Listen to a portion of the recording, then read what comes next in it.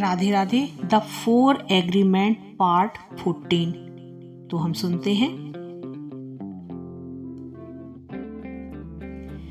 आज अपनी इस फिल्म को आप कैसे देखते हैं, यह जीवन के प्रति काफी धारणाओं पर निर्भर होता है।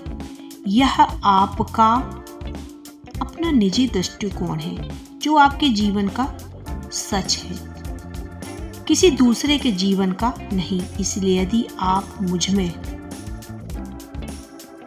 या मुझसे नाराज हैं तो इसका कारण मुझे पता है कि आप अपनी धारणाओं की वजह से नाराज हुए हैं।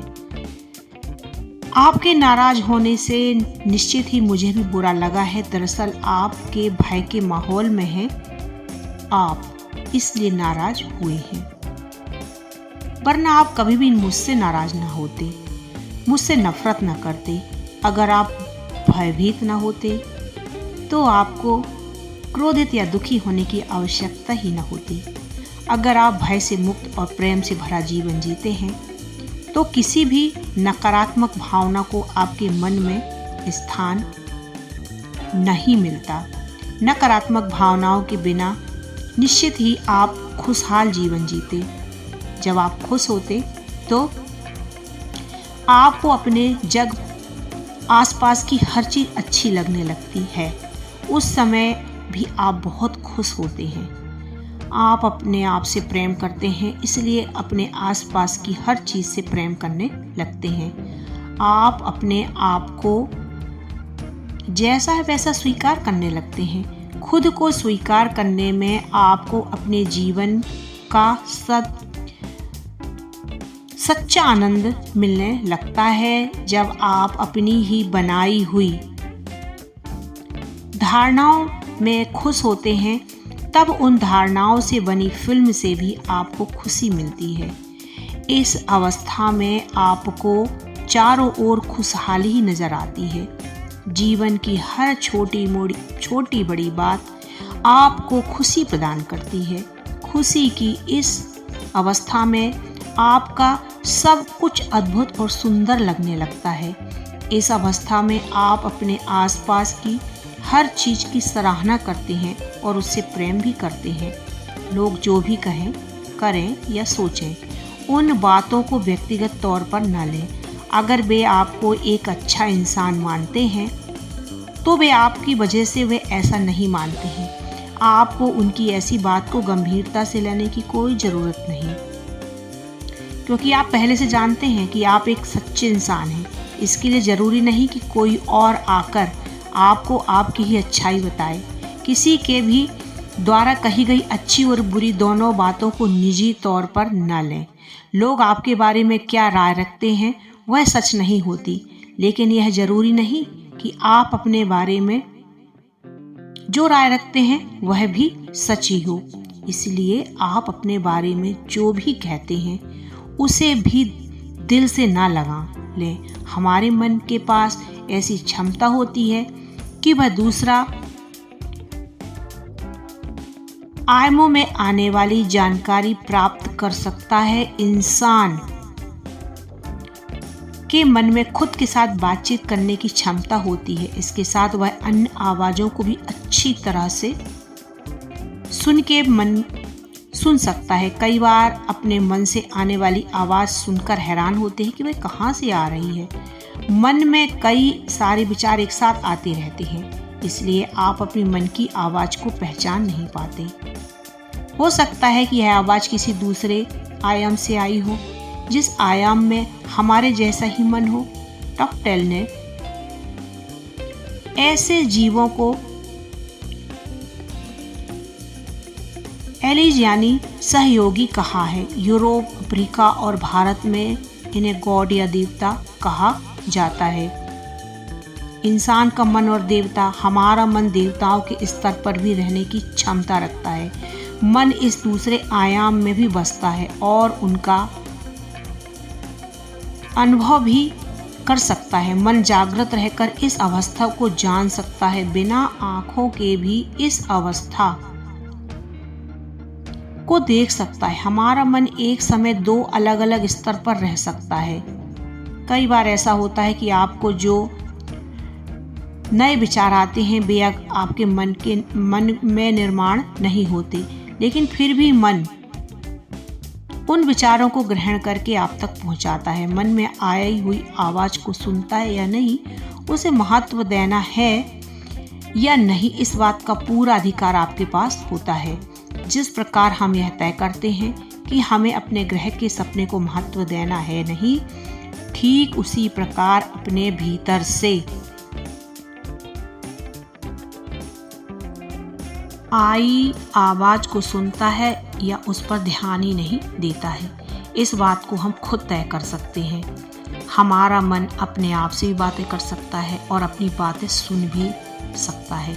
जिस प्रकार आप अपने शरीर को विभाजित करते हैं, उसी सहजता से मन भी स्वयं को विभाजित करता है।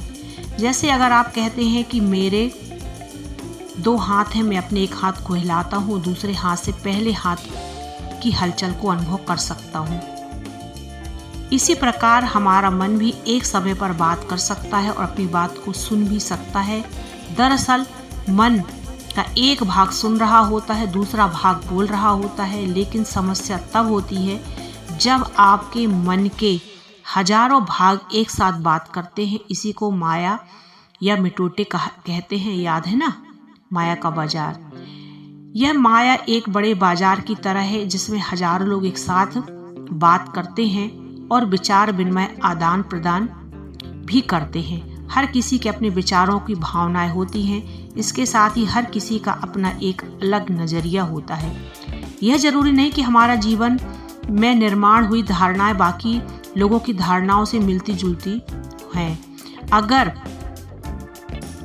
धारणा ही की अपनी एक अलग विशेषता होती है, उसका अपना व्यक्तित्व और स्वर होता है। हर धारणा एक दूसरे के विपरीत जाती है। देखते ही देखते इस संघर्ष का रूपांतरण किसी महायुद्ध में होता है। इस माया की वजह से इंसान यह नहीं जान पाता कि उसे सही मायने में क्या चाहिए, कैसे चाहिए और कुछ चाहिए। उसके मन में अलग अलग हिस्से अपने आप ही सहमत हो पाते हैं, क्योंकि मन का एक हिस्सा कुछ चाहता है तो दूसरा हिस्सा उनसे विपरीत चाहता है। मन का एक हिस्सा कुछ विचारों और भावनाओं का समर्थन करता है तो दूसरा उन्हीं बातों के लिए अपितु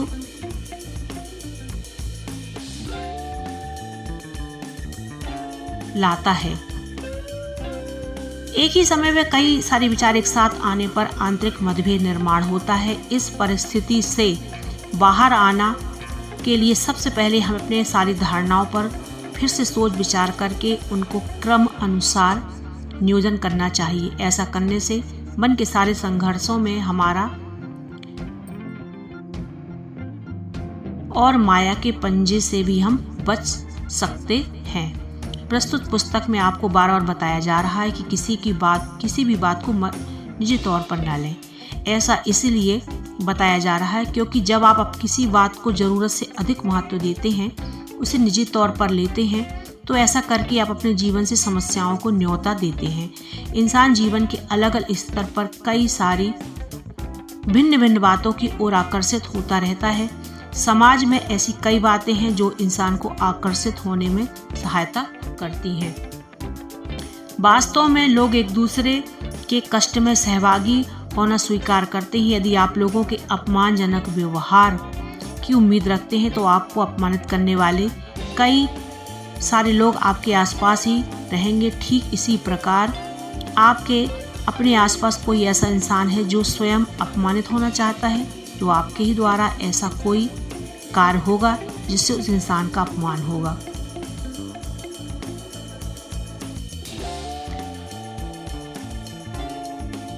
ये ऐसा हुआ जैसे कुछ लोग अपने शरीर पर एक छोटा बोर्ड लगाकर घूमते हैं जिसका पर लिखा होता है, मेरा अपमान करो, मुझे परेशान करो। इस कारण दिन भर में कोई इंसान उनसे मिलता है तो वह उन्हें परेशान करता है और अपमानित भी करता है। जब आप सजगता के साथ लोगों के बीच में जाते हैं तब आप यह महसूस करते हैं कि लोग आपके साथ झूठ बोल रहे हैं। इतना ही नहीं बल्कि अपनी सजगता और